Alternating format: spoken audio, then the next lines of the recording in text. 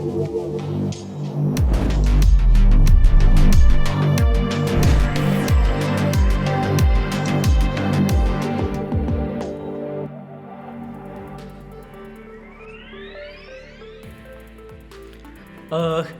afternoon, everyone. I'm Qichang Yang from Chinese Academy of Agricultural Sciences. Recent years, China, Chile, and other countries have the same challenges. Population decrease very quickly. We need much more food supply. Another way is that the arable land decreases yearly. So how to get much more food with the least land?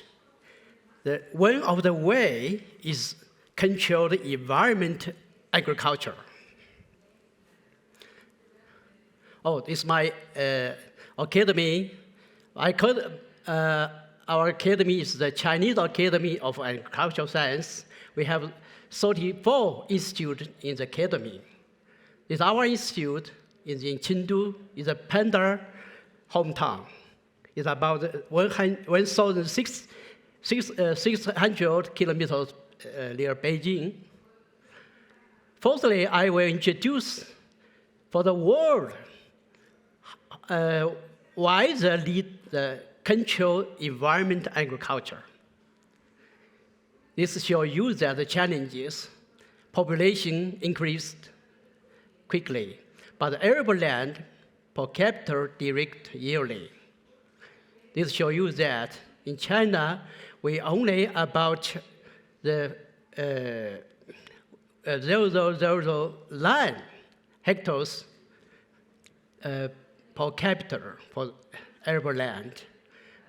For the 2015, there may be to the 9.5 billion peoples. How to meet the right food demand with this land? I just told you about that. One of the solution way is controlled environment agriculture. For example, greenhouse and vertical farming with artificial light. This shows you that for the CEA, compared with the open field, greenhouse is about 10 times compared with the open field of the production. Vertical farming is made more than 40 times compared with the open field. In the future, maybe have the vertical farm in a building.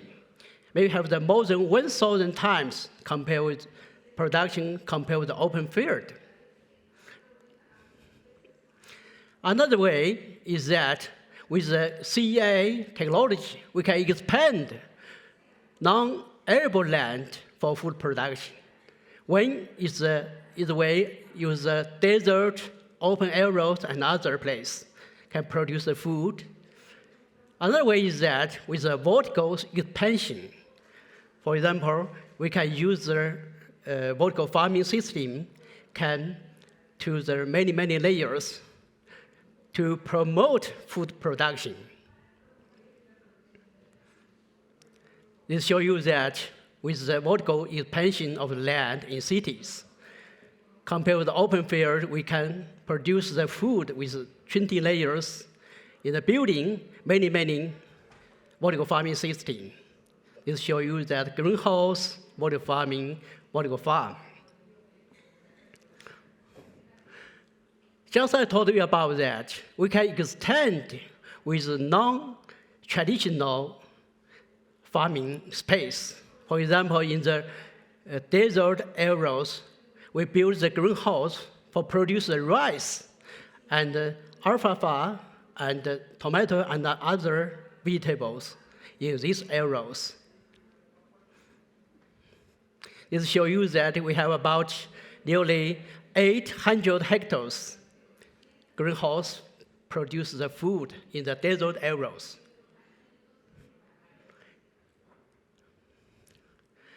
Why we need the CEA in China? One reason is that we only have about 40% of the world arable land in China. Another reason is that in the north of China now is a cold winter. The temperature is very low, -5 degrees centigrade to -15 degrees centigrade. If we produce the food in the open field, we cannot produce the food outside in the open field. So another one is that we have much more solar radiation. It shows you that in north of China. So we can build the greenhouse. In the greenhouse, we can produce nearly every vegetable and other food in the greenhouse. 40 years ago, in China, we haven't enough greenhouse. In the winter, we only use some, restore some Chinese cabbage, potato, and radish as the main vegetable in the non-winter time. But now, nearly all the fresh vegetables can be produced in the cold winter. Now, it's nearly 40% of the vegetables from the CEA in China. This shows you that the development of the CEA in China. We now have about nearly 4 million hectares of the greenhouse and other CEA system. This shows you that we have 3 kinds the CEA system. One is Chinese solar greenhouse, and the tunnels and the vertical farming. It shows you that the component of percentage of the CEA areas in China. Oh, it's a typical Chinese greenhouse. We can produce nearly all the vegetables, mushroom, and fruit in the greenhouse. This shows you that another greenhouse, multi-span greenhouse. About the technological progress of greenhouse, one is to how to get much more energy to solar energy to the greenhouse, and keep much more heat inside of the greenhouse, and need a liter supply the energy to the heating in the winter. Yeah. We have this kind of greenhouse. We call that Chinese solar greenhouse. In the daytime, we can restore the heat inside of the greenhouse, and at night, we use some materials for keep more heat inside of the greenhouse, and heating by themselves. They having any heating system inside of the greenhouse can produce the fruit vegetable in the cold winter. Also, we have another technology for the restore the heat at daytime and release the heat at night. This shows you that the kind of greenhouse in the cold winter, we can produce the vegetables in the greenhouse. Another one is to use this kind of single pad greenhouse to the multi-span greenhouse. This shows you that multi-span greenhouse produces vegetables. Another technology is about from one layer to the many layers. We call that cultivation innovation. Is column cultivation. This shows you that for fruit vegetable, we can produce the 2 layers or 3 layers. They can save the lead. This shows you that we produce the vegetable, fruit vegetable like tomato as a tree. This is a sweet potato. Normally, sweet potato underground, but now we produce the vegetables over the ground. Another technology progress, vertical farming in China. It shows you that one is to use intelligent environment control to save energy. For example, use the LED light, illusion control system. Another way is the many layers for the cultivation. For example, 20 layers. So we need the environment uniformity in the vertical space. Another way is that how to save labors. We use robots. This system shows you that we use 16 robots from seedling to harvest. All use robots. This shows you the automatic system. It shows you that in the maybe 20 layers vertical farming system, we use much more robots from seedling to harvest for the vertical farming system. This shows you that we use the AI technologies to control the environment and other systems. In the vertical farming system, we can produce much more crops inside. Formerly, you produce the lettuce and a leaf vegetable. Now we can produce a fruit, flower, and the fruit vegetable and the medical plant. This shows you the medical plant in the vertical farming system.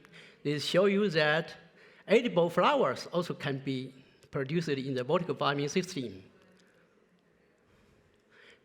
It shows you the fruit vegetable also can produce in the vertical farming system. Maybe you know this one. This is a strawberry.